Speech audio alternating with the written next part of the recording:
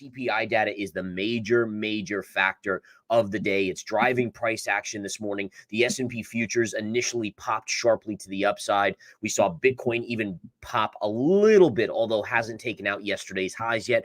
Some of you guys asking, is it still priced in that Bitcoin could still go down to the 12 to 13,000 target, maybe even 9,000? The answer is, as long as we don't confirm and hold above 30,000, this 30,500 level right in this vicinity, the answer is yes. Gain insights on the latest market trends from renowned trader Gareth Soloway. In his analysis today, Gareth delves into the current state of the Bitcoin bull market, assessing whether its recent break of $30,000 is a sign of its resurgence.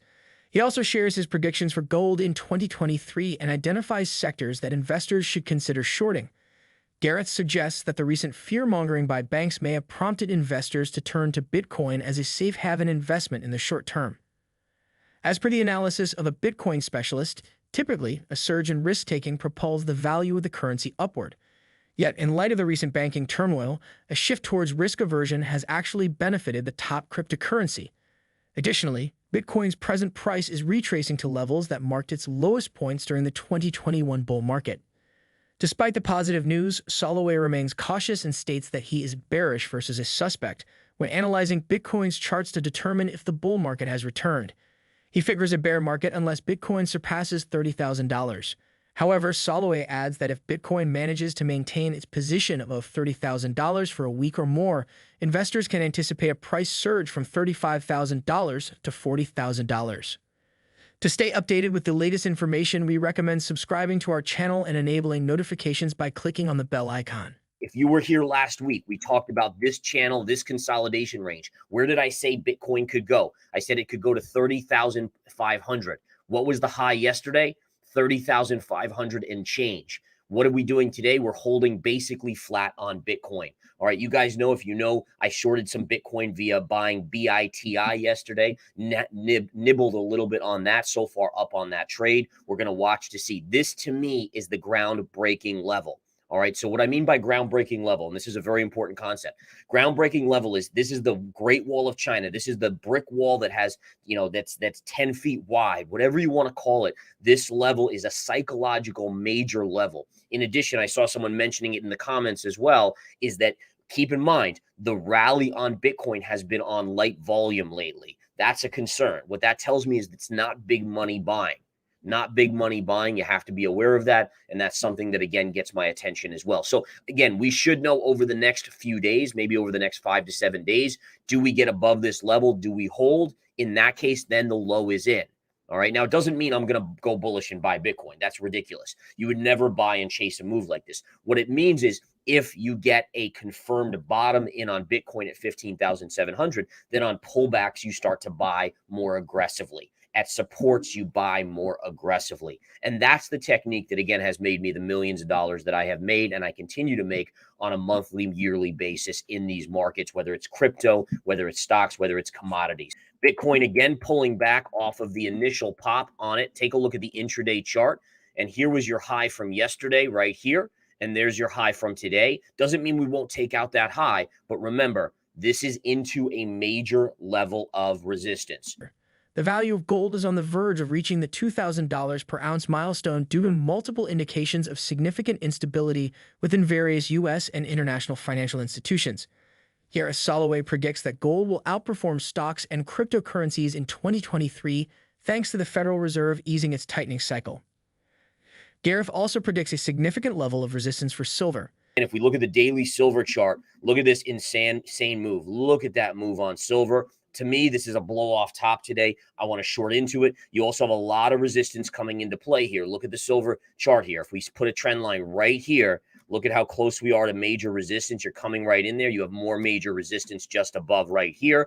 Now, it doesn't mean I don't like silver on the longer term, right? I love silver on the longer term. I love gold longer term. But when we look at these commodities, they have gone parabolic. Gold a little bit, not as much in the recent days, of course, but silver's move is parabolic, and I want to pull the trigger. Now, why would silver pull back and maybe gold hold up better? The answer is very simple on this.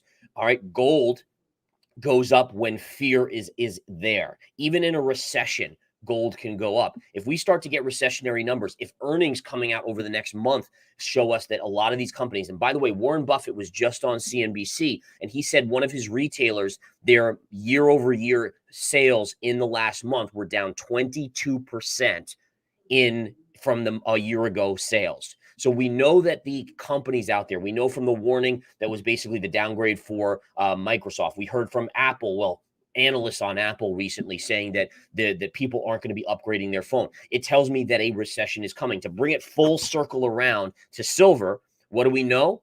We know that silver is also an industrial metal. Silver, again, in general, that will go down if we go into a recession, even if you have the offsetting of fear and panic. All right, so that gives us a little insight on the silver trade here as we continue through.